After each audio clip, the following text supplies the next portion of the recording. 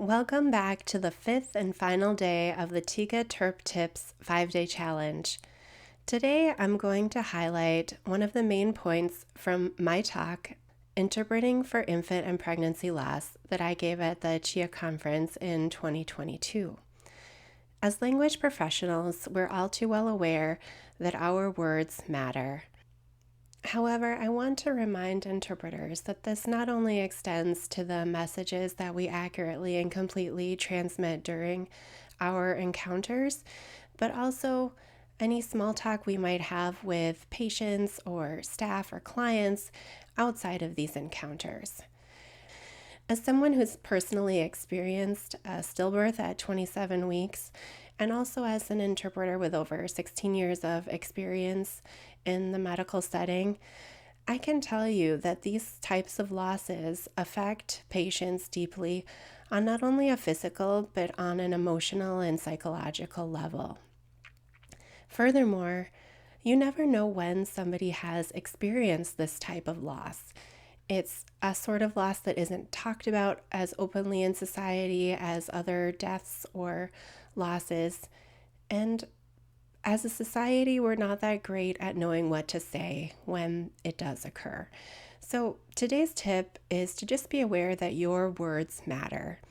If you have a moment when you're with a patient, walking to the checkout desk after an appointment, or if you're remote interpreting and there's a time when the provider is out of the room and you're just kind of waiting and the patient tries to start a conversation with you, of course, try to stop that right then and there and limit yourself to your professional role.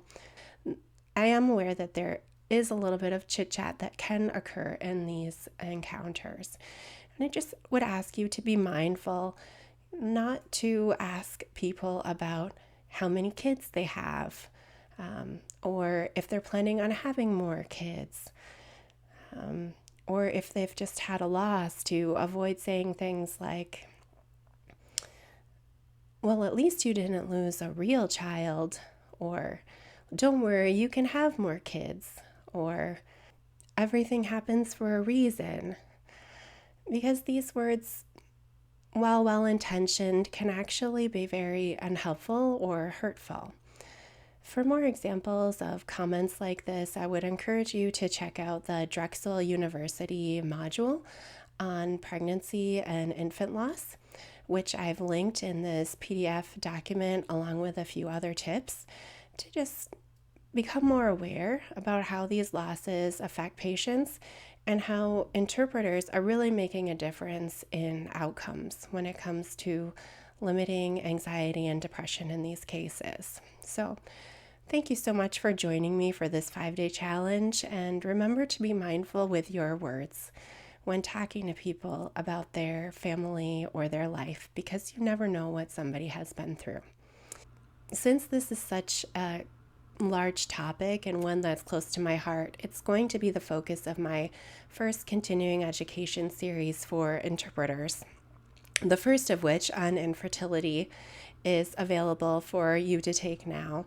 So I would encourage you to take a look at that and stay tuned for more modules on losses related to early, mid, and late pregnancy.